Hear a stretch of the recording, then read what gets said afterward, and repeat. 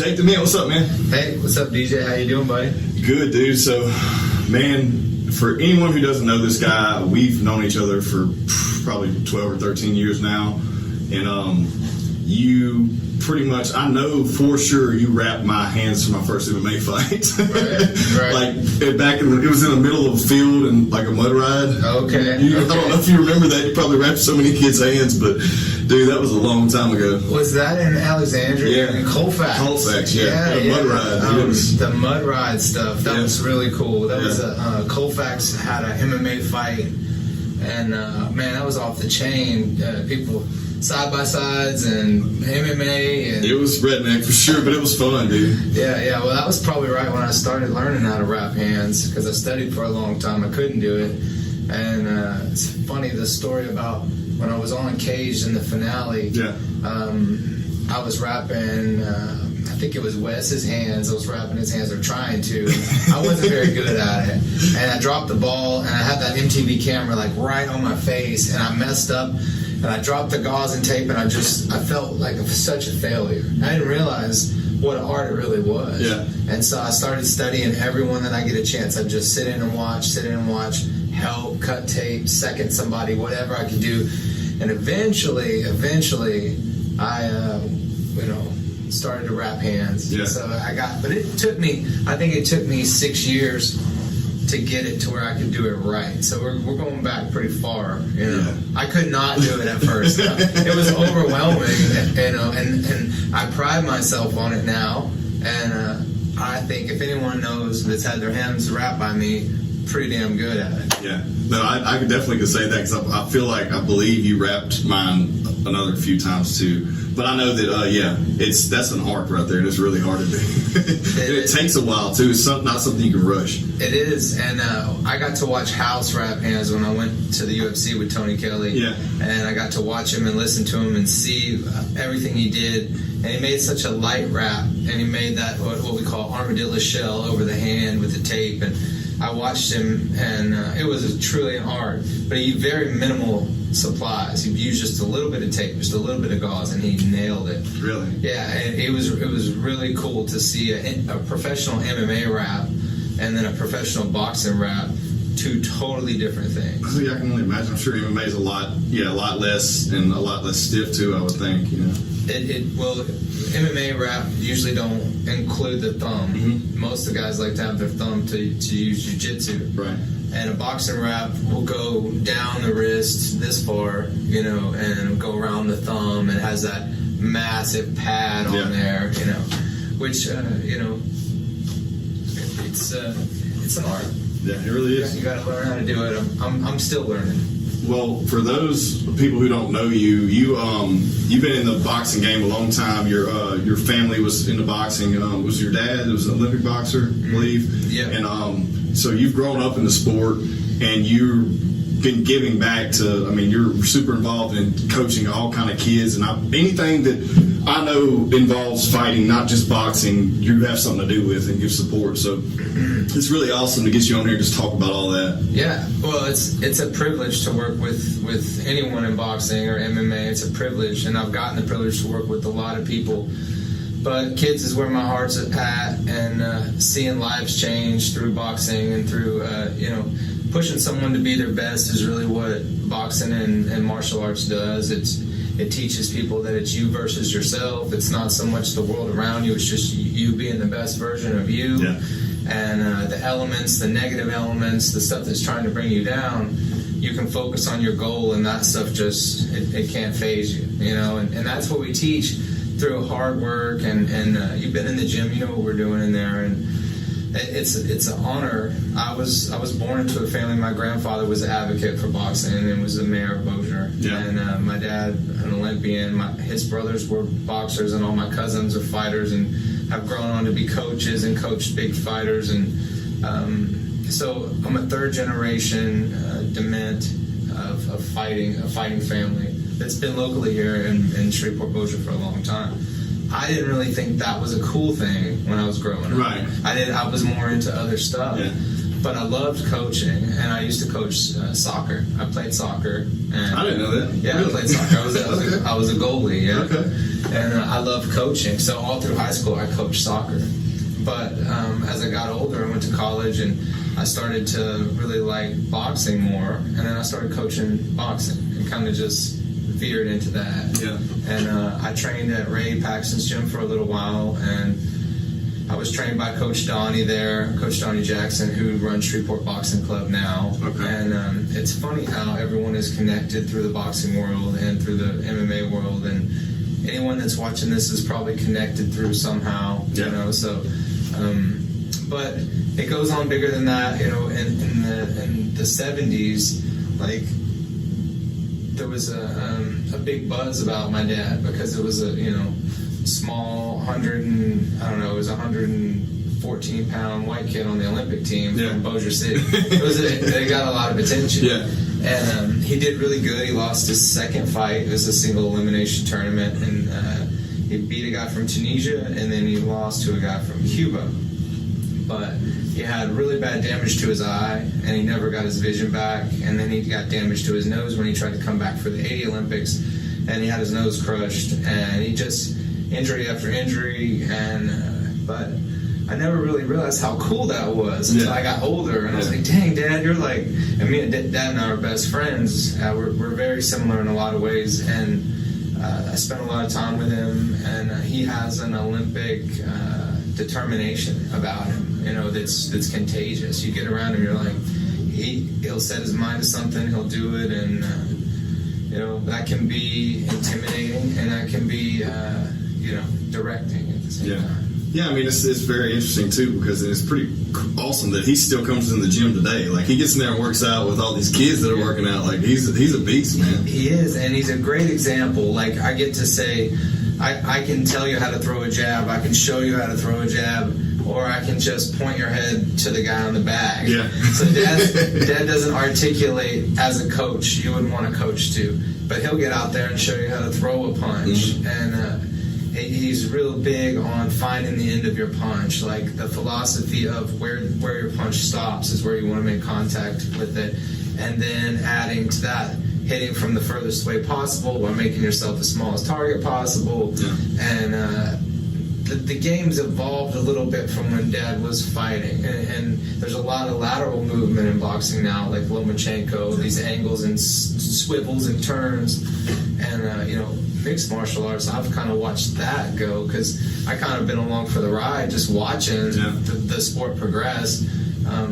Showing MMA guys how to throw punches and not get hit. Yeah. But at the same time, I'm watching them learn all the jiu-jitsu subs and all the leg checks and elbows. Now that I'm working with pros, and we're throwing elbow combinations, and it's I feel sometimes like it's not my wheelhouse, but I love it, and it's fun, and it's cutting edge, and you're learning. And anyways, I know you like mixed martial arts. Well, yeah. I mean, I was always more geared to. I enjoyed boxing better just because I didn't have the patience for the ground. Like, I just loved to do the stand-up stuff, and I got to where I was really good at boxing, and then I didn't want to box. I wanted to do MMA. I guess because I was always in the MMA gym, and that's what the thing was, because it was more popular, and that's what we were doing. But I felt like I was better boxing than I was just doing an all-around mixed martial artist. But I love boxing, and I love the traditionality of it. And the thing is also is that you've been along this whole time as the MMA game has evolved, and you've been helping coach these guys and us, and all of us that some of my ex-training partners, like all these people who are in the UFC now, and then you like Quentin, you were with Quentin Henry with Bare Knuckle here a few weeks ago. So like seeing those, you're involved in every piece of combat sports now, and it's just insane, and it's got to be humbling but also fun. It's a lot of fun, and it's a privilege to work with someone like Quentin. It was so easy working with that guy because he's a professional, and he did everything. He made weight. He listened to me. He did what I told him. I mean, he knows that he doesn't want to waste my time, and I don't want to waste his time. And when we got together, it was let's go, and we hit it off. I've known him for years, but he's always the guy on the other side of the cage that I'm having. Yeah, you're always having to compete against him. With Daniel Payne. Yeah, that's right. Yeah. Nick Jackson, a handful of guys we've lost to Quentin, but I was in the corner with Joe and Quentin, and that whole experience was really, really good because it doesn't always go your way. Things don't always go your way. Sometimes little hang-ups, but it seemed like, and leading up to that bare knuckle fight, things just went our way. It just, you know what I mean? We just kept getting the flip of the coin. Things looked up for us from the beginning to the end to him winning. But there was one moment right before we walked out on stage, and you could hear the crowd and everything. This is at Bare Knuckle, we're pay-per-view, right? Yeah.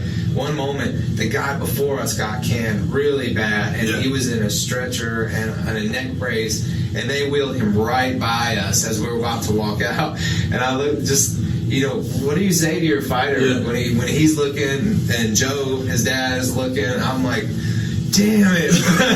Why did they wheel him right by us? So I said a little prayer, and we got out there, and God answered my prayer. Shout out to the man upstairs because he did it. He protected us, and that was my prayer. I just wanted him to be okay. I didn't want to see him get hurt. And but I'm a big Johnny Bedford fan. He's a goon, man. Yeah. So I mean, as a boxer, a boxing fan, I really like his style. Yeah. I mean, I pick it apart. I watch it. It's fun to watch, and I've worked out with him a couple times, and hit pads with him and stuff. And he's a genius. And when it comes to like steps, fakes, feints, combinations, basically stand up. I've got to work with some really cool stand up people outside of Shreveport since I've been in the game. Some really cool. Different gyms and local, through other people. So, well, on bare knuckle. So, what's your take on that? So, like, that's something no one really gets to. It's so new, right? It's like, what's the experience like? Comparing a boxing MMA match to that. Well, it was surreal because they kind of trim the fat of a boxing match. They give you 2 minutes of scrapping where they put you face to face and they don't give you time to breathe. Yeah. So there's not much strategy other than trying to keep your distance and beat the guy to the punch. So it's like that's the big difference. Whereas a boxing ring, evasion is a big part of the game. And in bare knuckle, they're telling you don't try to be pretty and slip punches. Yeah. Go into the meat grinder and come out with a trophy. That's what they want. And I noticed that they have like prettier girls. They're trying to get prettier girls like Rachel Ostovich and those girls to fight that are game. And that's entertainment. They're bringing the entertainment side of it. Because I'll tell you this, I've watched enough boxing and enough MMA to know that both sports can be tremendously boring and tremendously entertaining on the same show. On the same card. You can watch a whole. I've seen a whole card of knockouts. I've seen a whole card of decisions. And then I think I've seen a little bit of everything in that case. But I'm still on the fence about the brutality side of it because the cuts, their faces are just trashed. I mean, they're not getting the trauma of a wrapped hand hitting them over and over and over for rounds and rounds, and maybe they're not getting the brain damage, but the cuts and the lacerations and straight up knockouts, man. Those guys are getting knocked out. Dude, it's brutal. It's brutal. And shout out to them because that's putting your nuts on the chopping. That's what I told Quentin. I said, dude, like you said you didn't want to make it. I mean, you didn't. You kept saying you didn't make it in MMA, or you didn't have the right, tools or whatever, or just wasn't the time. But this is way more brutal. Like to me, it's like holy shit. Like you got more balls doing this because I wouldn't do it. Yeah, like, there's no way. And I'm like truly a Quentin Henry fan. Like I've watched him fight for years. And when he hooked up with me, we started training out at the lot, which I've been doing stuff out there. And he's a superstar. Like he plays to the camera well. Yeah. He gets into character, and he's like really chill. He's like an old farmer dude. Like when you hang out, he has goats and chickens. And shout out to him if he's watching. And man, I could shout out a lot of people. Well, dude, we have a whole breed. Out of here you have Tony Kelly, who's I fought my first boxing tournament with him, and that's when you were training us. Yeah. With Donnie, and then we got Andrea. She was on that same stint, and then also Matt, Danger Chanel. Like all of us, And then everybody else that used to train with us, man, spends a lot of, but all those have turned to like professional, like killers. Yeah, even Victoria. Yeah, Victoria too. Zach, Yeah, Zach. Everybody. The Mano, he was training with us. Hell yes. Killers. And there was something in the water back then. I think we would get together on Saturdays and we would just spar. Sometimes we would kickbox, mostly we would box. But MMA guys would come and box against boxers, and we would have open sparring on Saturdays. Saturday morning beatdowns. Remember that? Dude, I hated it. I loved it, but I hated it. It's hard to get up because you knew you were going there, but once you got there, it was great. Just like getting there was always the hard part for me. I love those. I remember we went out to Southside Martial Arts with Ricky Hutchinson out in their ring, and everybody got their beat down. You can't run in that ring. It's a small ring, bro. Yeah. But Shreveport Bossier has made an impact in the world of martial arts, and look at Andrea. She's got fans in overseas, and so it's cool to be a part of that a little bit part of the story, and see their progression. And I'll say something about Tony Kelly. If any fans are out there watching about Tony. He's got to be the most game. Dude. He's got to be the most game. Like on fight day, he's like, I wish you could see this guy on fight day. But you have, I always give the example of you have two types of people that get in a boxing ring. Yeah. You have two types of trained people. You have one guy that gets in the ring and says to himself, I'm going to do my best. I'm going to get in here. I'm going to do my best. That's guy one. Mm-hmm. Then you got guy two. This is Tony. I can't wait to show everyone what I'm going to do. Yeah. I can't wait. He's not, I'm going to do my best, and then he's saying, watch this. Yeah. Hold my beer. I'm going I remember, that's the mental. I don't know, I haven't seen him prep for a fight in years, but I remember back when we were all competing, and he was the most hyped person in the room. Like, fuck the fans. He was more hyped than them. I remember him running, like, doing laps around, like, outside the ring, like, before we even got just hype as hell. And I always put on a great show. And, dude, he was always tough. I used to hate, because he'd drag me. We'd go up to the gym after hours, and I'd spar him. And fuck that. He's probably, I guess he fights at 145.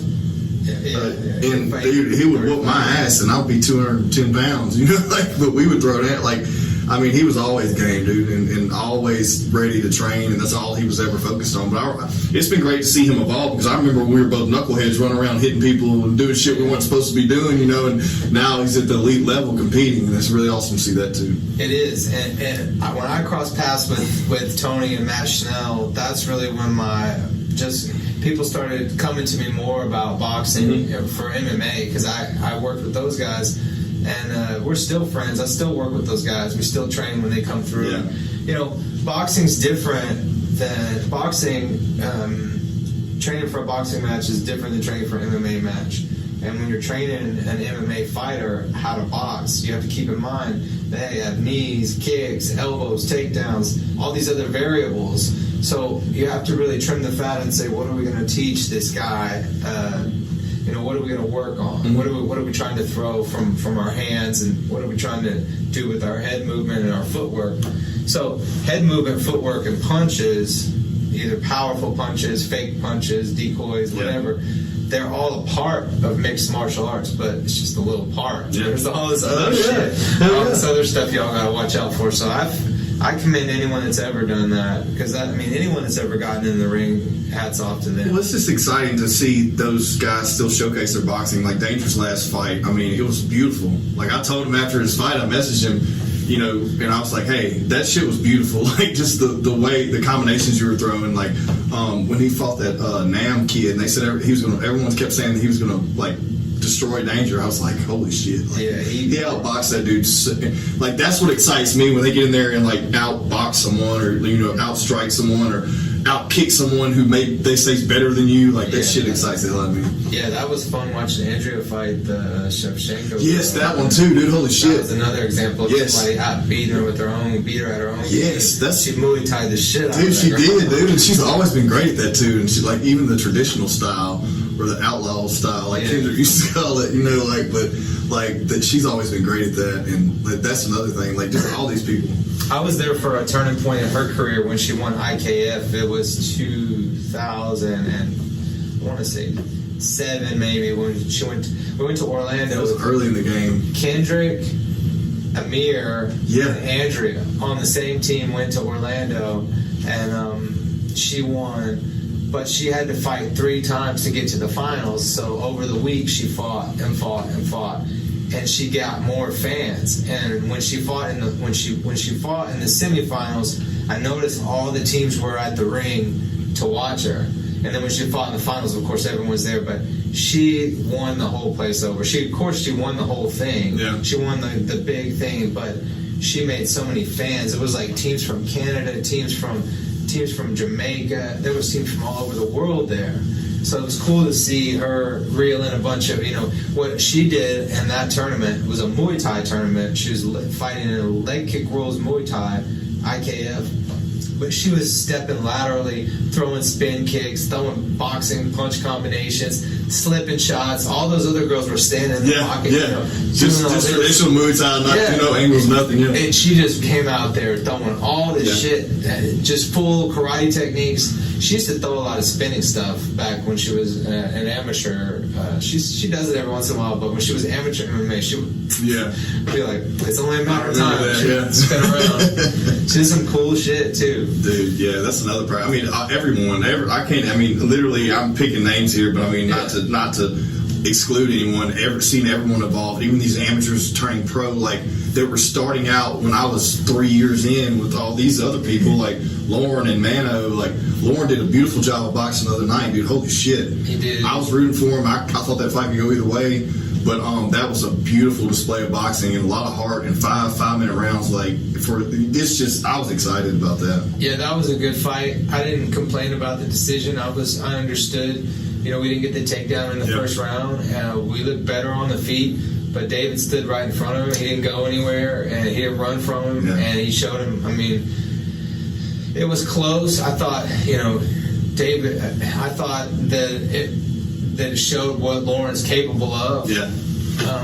But going back to those Saturdays, if you look at like Eric Sands and you look at some of the people that were there, Kendrick, he's doing his own thing over in Texas, and Eric too at Genesis, and they grew out of those Saturdays with us.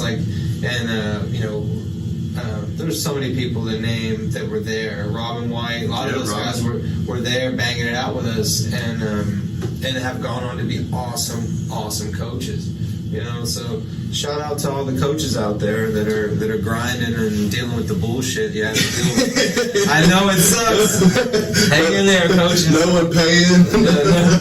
Chasing down those dues, paying those bills, paying those. That's a great point too, because there's so many people who didn't go on to be professional fighters per se full time, but they have gone on to be great, excellent coaches. Like you were saying, Kendrick, Eric's been in the corner of some UFC fights. I think y'all did have together too with Tony and some other people, I believe.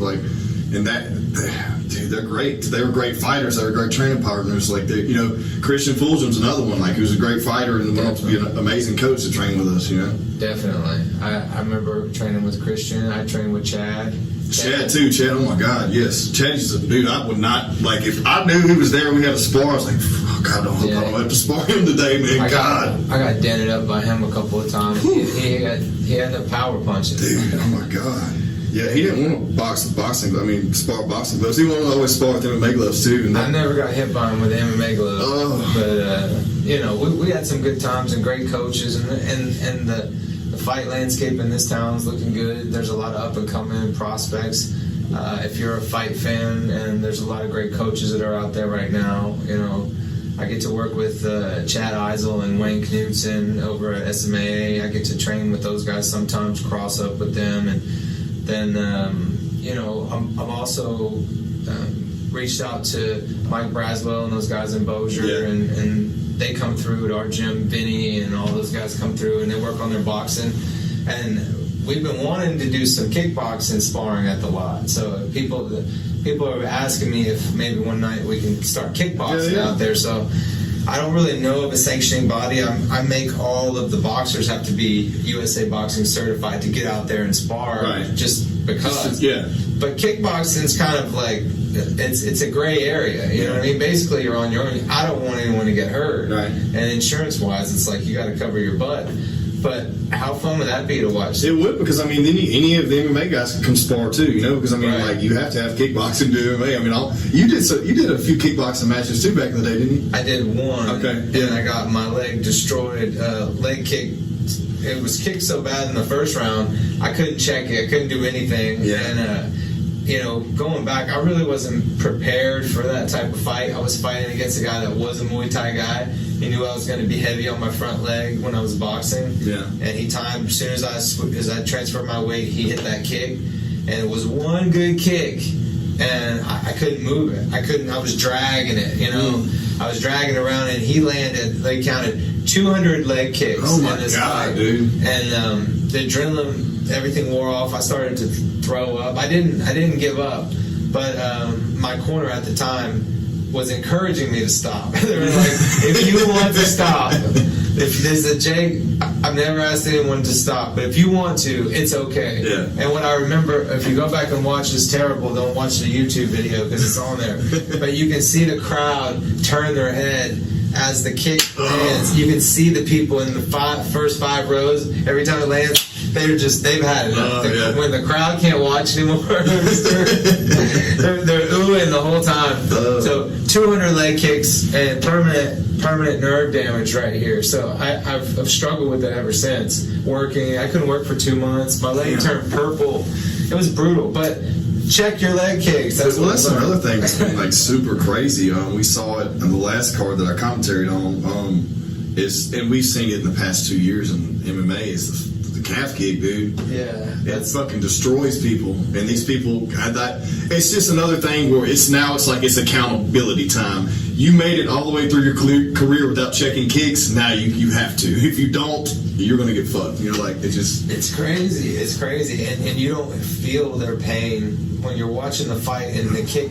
When the kick hits their shin, when you're sitting in your chair, you don't feel it, and you don't see it. And sometimes the most minimal contact can be the most painful. Yes. When I watch Kendrick and those guys do their Muay Thai stuff, condition their shins, I was like, hell no. Kendrick coached, has stepped in and coached me a lot, especially with that last one I did before I hung it up. And yes, like he's one of those guys there's no nonsense. We're here to work out. When we're done, we can bullshit. Before then, we're getting it in. And but what's always been excited and that I've always loved about what you're doing is you don't exclude anyone. You let anyone come to your gym and train. Like you don't care. You don't care what gym's got beef with the other gym, whatever. You always try to support everyone because at the end of the day, you're about the big picture. I feel like Definitely. What is my goal? You know, it's like I said, boxing teaches you to focus on a goal. MMA, you have a goal, and my goal doesn't include throwing shade at anybody. Yeah. But it's my program, and if I'm gonna water that plant, I'm gonna have it the way I want it. I'm gonna weed out the stuff I don't want, and I'm gonna, I was a volunteer coach for a long time. I carried a lot of spit buckets and dealt with a lot of bullshit. Yeah. You know, I understudied and seconded and learned, and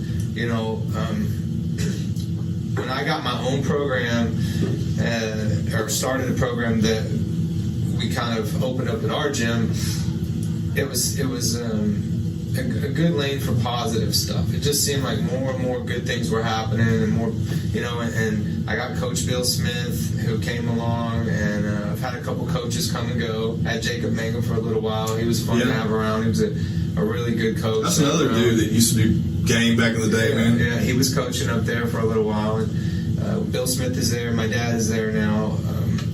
But yeah, I don't exclude people. I want everyone to just grow, basically, as a martial artist, get better, and I don't have time for bullshit. I don't have harbor any bad feelings. I just keep moving towards what my goal is, and people throw shots at me. It just means I'm doing stuff. So, I just got to keep doing it. Yeah, I mean, I agree. If someone's saying anything, it's because you're doing what you're supposed to be doing typically. You know what I mean? Yeah, I mean, usually, I put myself out there. If you get in the ring, you put yourself out there to be criticized. Yeah. If I say I'm a boxing coach, I put myself out there to be critiqued by everyone. And what I like to encourage is that if you grow on your own. Grow in your own way, and don't stand on anyone. Don't break someone down. There's a lot of people that come out that get in the game and they're like, oh, I'm better than them, come see me. Yeah. And they push down on other people, and that's negative. That's bad energy. So, that is something I would never want to do or be a part of. So, encouraging young coaches that are coming up now, there's fighters now that will be coaches one day, not to get caught up in that, because it's just a deterrent from your goals. And staying focused on your team and staying in your lane, that's what you learn. Yeah, man, it's always one of those things, man. If people would just focus on what they need to and keep their shit in line, we wouldn't have all those issues. But it happens. It's easy to get distracted sometimes by the noise. You know what I mean? It's loud sometimes. It does, and social media makes it a little bit different, because the way that I deal with people is face to face. In business or whatever. If we have business, I have to go see somebody and sit down with them. So I'm not used to someone that's throwing shots on Facebook. Yeah. I'm not used to that, so I didn't really know how to handle that. As a boxing coach, that happens, and there's good and bad experiences that happen along the way for every coach, and there's struggles for all of them, and some people overcome it and they keep going. And I brought up Donnie Jackson. He does Shreveport youth boxing, and he has been a mentor to me on the side for years and years. And I call him, talk to him, and he was the first person to tell me, Jake, you should start doing shows, which is, in my time here with you, I would like to talk about, because doing these amateur boxing shows and sparring events gives a platform for all these kids. Well, that's what I wanted to bring up next. Is let's talk about that, because you're doing so much for these young, not to exclude all our old homies and everybody's doing so great at the elite level, but you're doing so much for these kids at the grassroots level, and that's exciting, because there's so many people locally and abroad that don't know about these programs. Right, and there's a lot of every city in the United States has a youth boxing program. Almost every major city. I say not every city, but how can you support them? Some of them are nonprofits, some of them are schools. There's all different kinds. To be supportive of them is to learn about them and find out what you can do to help those guys out. If you have a small business, a lot of times you can, advertise with a boxing gym, just like you do a baseball team or a football team. Yeah. These kids need jerseys, they need equipment, they need travel money.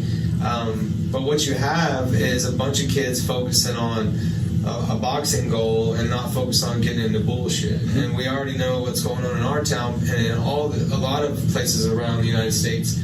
The crime is out of control. Shreveport is at the top of the list. The crime is fucking out of control. Yeah. So how do you deter that? Well, you start at the bottom. You start with the kids, and you got to teach some type of value of life. And boxing teaches you how to respect yourself, respect other people. Teaches you. It helps the bully and the bullied. Yeah. Both can learn. So what I'm trying to do is work with the team of people that we have, which is Bill Smith, my dad, the people at the lot, and Tim Fitzgerald, Donnie Jackson, those guys that have really put time into seeing that boxing continues in Shreveport. Because boxing in Shreveport is a big deal, and fighting in Shreveport is a big deal, but not just here, it's like that everywhere. I don't want to exclude anywhere else, because I know this type of stuff happens in other places. Yeah. Well, it's just, it's something, too, that, when you brought up baseball, whatever, there's so many people that's typically, especially here in the South, they want their kid to play baseball, or they want their kid to play football. Well, some kids just don't enjoy that sport. What I love about boxing or any kind of combat sport is that it teaches self-discipline more than a team sport, I think. Because here's the thing with the team sport, and I know this because I really didn't find until I got into combat sports around the age of 18, I believe, I didn't ever find a sport I enjoyed. Right. I did track, I did long distance track, I did baseball, football, those things, but I never really had passion for it. I felt like I was doing it because that's what everyone else was doing. And I feel like a lot of kids go into that, and there may be a shadow. Yeah, the really good player gets a lot of attention and may need to get what they need out of it, and the really bad player But all those people in between, like, they're shadowed, and they could, don't have to be there. They could find something else. And I love boxing. I'm always an advocate for that. Or, any other kind of martial arts a kid can get into, whether jiu-jitsu or whatever, because it's just a self-discipline sport. It's like, it's just you in there, at the end of the day. Yes, it is. And the sport weeds itself out. Like, people, as they go along and get higher and higher up, climb the ladder, they get less and less. Yeah. And the odds of making it really far, they're not that great. No, they're not. But you can learn a lot about yourself, and you can be a better person in business. And I say life is personified in the ring. There's so many different ways you can look at it. And I turn into Mr. Miyagi when I start thinking about it. But we're just, keeping things moving in the right direction. Getting people to put down their cell phones is a hard enough thing. Yeah, it's crazy that and I'm guilty of it. I mean, I have a phone. It's full of work stuff and life stuff, and it's right there. We're all dealing with it. But if you can put that phone down, get a jump rope, it gets you back in touch. I think boxing's good for the community. We're teaching fighting, and a lot of people look at that and they think that's it's not a good thing, but it's also teaching discipline. It's teaching that not everyone can do it. So a lot of kids, when they get into boxing, I get a lot of dads that come in, they say, hey, my son wants to box. Well, it's because their son imagined themselves getting a trophy and winning a tournament, but they didn't think about the road work and the diet and the sacrifice and the studying tape and the constant drills, and you don't see that. No. You know what I mean? You just see, oh, they won. And when kids get in there and I hand them a jump rope, the shit gets real. They look at me they're like, no. Like, my knee's bad, my back. I'm like, bro, you got to jump. You got to go. This is where it starts. And but providing a platform for those people and those kids that are training and getting them away from bad elements, crime elements, getting them in the gym. Every boxing gym is full of a leader. There's a leader at every gym, and they're watching out for those kids. They're watching them do different things, and those people need support. Yeah. Those leaders need support. We need to support them and their programs. So I'm trying to push a whole anti-violence campaign and prove statistically that when you teach kids boxing or any sport really, they're a lot less likely to get involved in crime and pick up a gun and kill someone or kill themselves. Yeah, it's funny too. You bring it up, but it's been proven multiple times is that it's good for the bully, one getting bullied and the bully, because if the bully knows that person is not going to take no shit, they won't be the aggressor anymore, right? Yeah, you can take any tough kid in any high school in town, at any grade, at any size, can walk into any boxing gym and get humbled. Oh, hell yes. Instantly. It's just like jiu-jitsu. You take any kid that thinks he's tough, put him on the mat with a train, it's going to happen. Well, I did it, I remember, it's funny you brought up the Saturday thing. I remember bringing, my friends would say, and you've seen this a bunch of times too, especially when we were all so young coming up there. I know you have, bringing your buddies up there that think they're badass and then let them get in there and spar. Yeah. And they get, wasted in the first round. I'm like, yeah, you thought you were badass because you hit someone at a party or something, They're on Cage, there was a line where Bree Schnell was working the front desk. It was so funny. She was telling them to fill out their forms and shit. But she said, and they will kick your ass on your first day here. They were walking in. I laughed so hard because that was the truth. And people were walking in there signing waivers and getting jacked up bad. I mean, people were leaving concussed out of that place. Yeah. And any girls that were coming in there were getting smashed by Andrew. She was just waxing them. And man, it was great. Those are great memories. And I'm glad that everyone's still doing their own thing, and the ones that aren't competing anymore, I wish them all success too. I think about the ones we lost. 3-Card and Jeremy Moore, and yeah, man. There's been a lot of people that we lost, and we're going to lose more. So we got to take care of each other now while we're alive, and we got to just be kind to each other. It's not that hard. You just be nice. It's not that hard. No. And show love and. if you don't have love for someone, then just shut the fuck up and walk away. Exactly, you know what I man. mean? Then just shut up. Exactly, dude. Like, there's so many people out there that has something to say who have absolutely no input or, don't know anything about it. So shut up, Well, nobody really cares what I think, and nobody really cares what you think. Exactly. Everyone's in their own world. Yeah. So, I found myself in a privileged position as a leader, leading kids, and I try to live the example. I've been working out myself. I train with them and try to eat right and make the right choices and work hard because they're all watching. You know what I mean? They're all. I'm leading right from the front. I'm right up there with them, and I'm thankful for Bill. Coach Bill Smith, and then I have another guy in my gym that's 83 years old, Russell O'Gilby. You might see him. Yes. And he's inspiring. He's inspired my dad to start training again. And my dad was actually training to compete again in the Masters division. Really? Before he had his stomach surgery, and he wants to know if he can do it again. He still wants to do it. But he was, they have a Masters division for older guys, and they have tournaments in Reno. So I wanted to go with him, and both of us get in shape and corner each other, and be like a father-son thing. Dude, that'd be amazing. That'd be great. That was what we were planning to do, and he had a rupture in his lower intestine. He had to get worked on. Okay. So, but he's working on it. He's still training, and Dad's the greatest. He's the funniest, and he's at the gym right now, probably out there shadowboxing right now. He wears the coolest shit. Like the clothes that he wears, they're so funny. Like sweatpants with shorts over them, with black socks with his sweatpants tucked in. You've seen it. Yeah, dude. It's like straight out of the '60s, bro. It's badass though. It really is cool.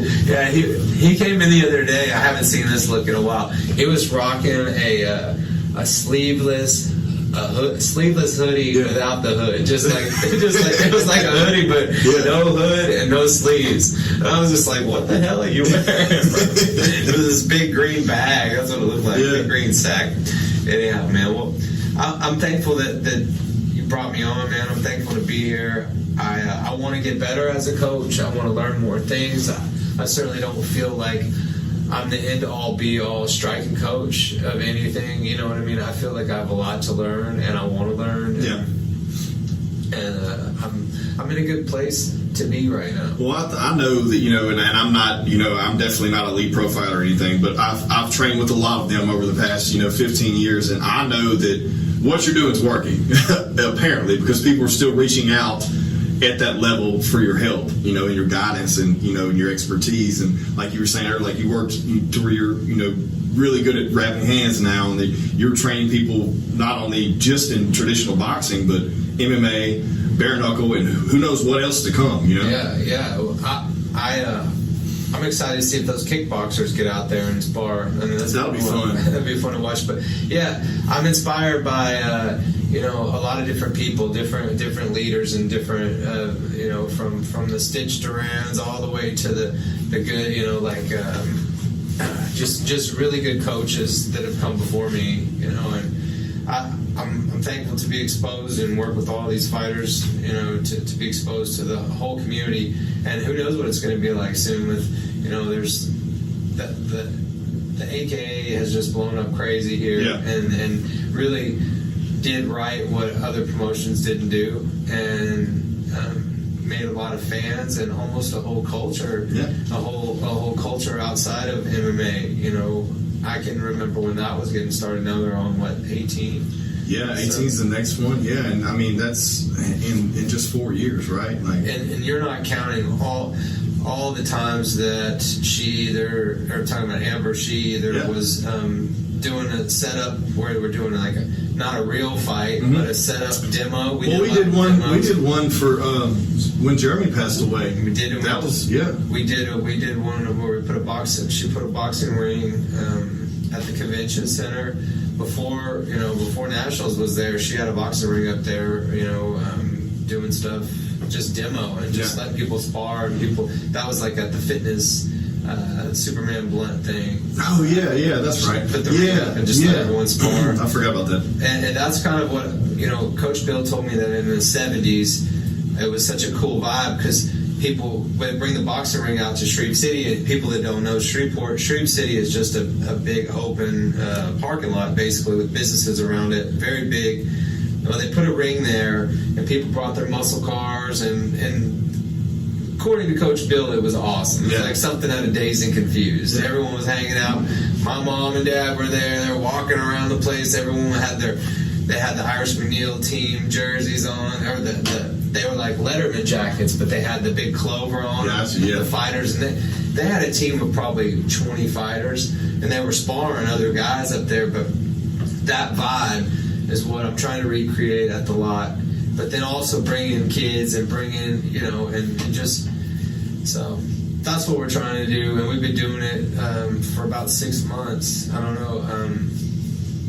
I want it to grow, people to know about it, and well, I mean, it's definitely growing, and I think you continue to do what you're doing, and then continue to support all these other guys that are coming in and out. Like, that's what that's what it's all about. Is not telling anyone they're not welcome, right? You're always have an open door. I feel like if someone wants to come and get something, or come and get a little bit of training, or get some rounds in, as we say, they'll come get some rounds in, but also they're providing someone else, who may be climbing that ladder, some experience as well. So it's kind of give and take. Yeah, it's really cool to see the fighters from West Monroe and the fighters from Texarkana and from East Texas that pop in. Yeah. I mean, I've had everyone from Steve Jones to Chris Anthony. I mean, come in and start working and training, and it's because of that policy. Like, hey man, my door's open. I'm trying to get better and grow. I'm putting myself in a position to be a better boxing coach in the future, and that's what I'm working on. And if people want to get on board with it, that's what I'm doing. And I will not waste my time throwing shade at anyone. Yeah. I won't give anyone any attention on that. I just have to stay focused on myself and just understand that comes with it. It's okay. It's okay. There's always going to be issues and problems, just like everyone out there in their career. They've got these things that it's okay. It's just part of it. You just got to keep going, and I've got a lot more people supporting me and being, encouraging people like Donnie. And if you feel like you should encourage anyone, do it. If you get the urge to say something to someone that maybe looks like they're struggling, if you feel like, man, I should pat them on the back, or I should give that person a hug, whatever it is, that's my message. You should do it, because I mean, there's no reason people shouldn't be kind to each other. Well, it's one of those things, like, you have continued to move forward and push forward no matter what adversity this whole time. And people notice that, and people slowly get on board with that, right? It just happens organically. If you continue to do the right thing and you have a purpose and you're moving forward, I've seen it in the things that I've been doing in the past 10 years. They're going to come along, and there's going to be people talking shit. It is what it is. But the more you do that, the more you grind them, the more people come along, for the ride. They're here. I appreciate you saying that. And what's so cool now is people that come back. That I've been a boxing coach since 2010. Yeah. I think 2010 I really just started coaching. So I have people from back then that come back, and some of them have families, and some of them were in grade school, and it's surreal. Yeah. Surreal. So seeing, being a part of that, the whole fight family is pretty cool. And I feel a lot of support and love more than anything. Yeah. A lot of support and love. And, it's a brutal business because people get hurt, and the highs and lows are so extreme. Like, when you lose, it's the end. It sucks. It's like your career, everything is on the fritz at that moment when you lose. And when you win, man, you can be an Olympic. You can do anything when you're winning. Yep. But when you lose, they say, like, be aware of who's around you when you lose. Yep. You look at who's around you when you go through a fail or someone does you wrong. Just look, because that's what friends do. Yeah, no, I couldn't agree more. I think that it's extremely important to highlight that. I'm glad you brought that up before we end. Is that this is an emotional game, a very high emotional game, and a lot of people can't hang. They think they get in it and they think they can hang, and they can't. The people that do, though, the people who are always winning, the people who are always losing, are the people that have wins and losses. You don't know what's going through their head, and it's a constant battle. It's crazy. I have more losses than I do wins, but it's made me who I am as a person. You know, and I think a lot of people, they don't talk about that because they're so embarrassed they lost. I'm like, dude, losing's part of winning. My cousin Stevie told me before I fought one time, he said, there's about 300 people in the stands watching you fight. Nobody wants to get in there and do that, what you're doing. You know what I mean? So that you getting in there and doing it makes you a part of, you know, a different club of people that just got in there and you put your nuts on the chopping block. Now, the more you do it, the more props, the more cred, the more, you know, you learn that way. Yeah. So I give my hats off to anyone that's got in there and tried it on any platform, whether it's jiu-jitsu, MMA, boxing, whatever it is.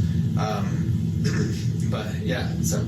Well, look, man, I had fun. Forever. Yeah, no, we can keep going. We'll do this again soon. I had fun. I appreciate it today, bro. Any last words? Anything any more plugs you want to throw out there? Anything? No, I just wanted to say thank you to all the people that have supported me over the years, and hopefully the best is yet to come. Hell yeah, dude. Well, everyone, please subscribe to the podcast. Thank you, brother. Appreciate it. Yes, sir.